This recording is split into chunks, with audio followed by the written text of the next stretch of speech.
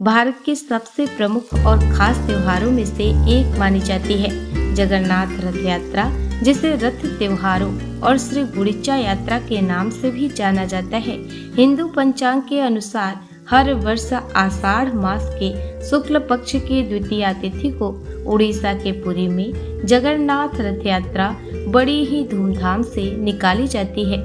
इस साल जगन्नाथ रथ यात्रा 27 जून यानी शुक्रवार से शुरू होगी। प्रभु जगन्नाथ स्वामी की रथ यात्रा कब से और किस कारण से प्रारंभ हुई, इस संबंध में हमें कई तरह की कथाएं मिलती हैं। आओ जानते हैं कि जगन्नाथ रथ यात्रा की प्रमाणिक कथा क्या है। पहली कथा, जब राजा इंद्रद्युम्न ने जगन्नाथ, बलभद्र और सुभद्रा की मूर्तियां बनवाई तो रानी गुंडीचा ने मूर्तियां बनाते हुए मूर्तिकार विश्वकर्मा और मूर्तियों को देख लिया, जिसके चलते मूर्तियां अधूरी ही रह गई।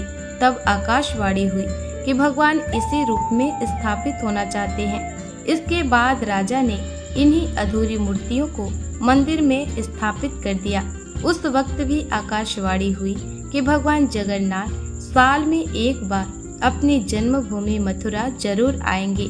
स्कंद पुराण के उत्कल खंड के अनुसार राजा इंद्रद्युम्न ने आषाढ़ शुक्ल द्वितीया के दिन प्रभु के उनकी जन्मभूमि जाने की व्यवस्था की।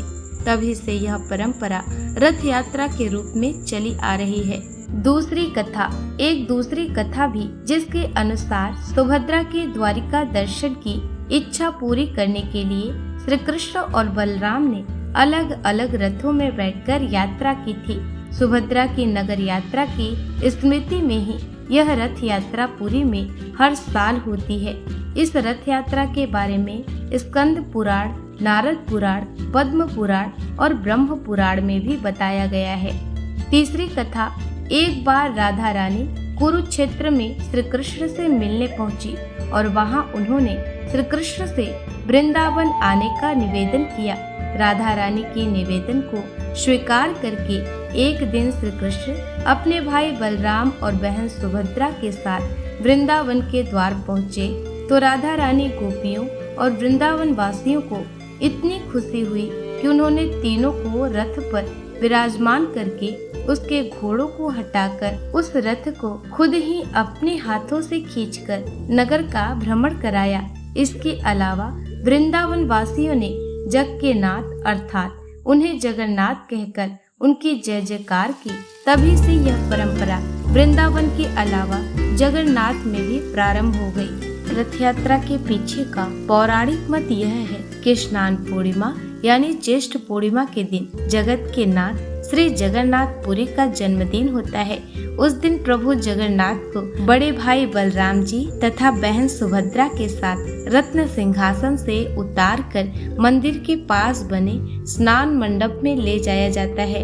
तब 15 दिन तक प्रभु जी को एक विशेष कक्ष में रखा जाता है, जिसे अवसर घर कहते हैं। इस 15 दिन की अवधि में महाप्रभु को मंदिर के प्रमुख सेवकों और वैद्यों के अलावा कोई और नहीं देख सकता।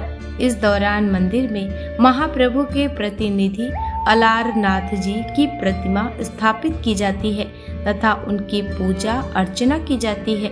15 दिन बाद भगवान स्वस्थ होकर कक्ष से बाहर निकलते हैं और भक्तों को दर्शन देते हैं, जिसे नव यौवन नेत्र उत्सव भी कहते हैं। इसके बाद द्वितीया के दिन महाप्रभु श्री कृष्ण और बड़े भाई बलराम जी तथा बहन सुभद्रा जी के साथ बाहर राजमार्ग पर आते हैं और रथ पर विराजमान होकर नगर भ्रमण पर निकलते हैं। तो भक्तों, आशा करती हूँ कि आप सभी को ये कथा पसंद आई होगी। ऐसे ही धार्मिक कथा को श्रवण करने के लिए हमारे चैनल को सब्सक्राइब कर ले। मिलते हैं नेक्स्ट वीडियो में, तब तक के लिए जय श्री जगन्नाथ।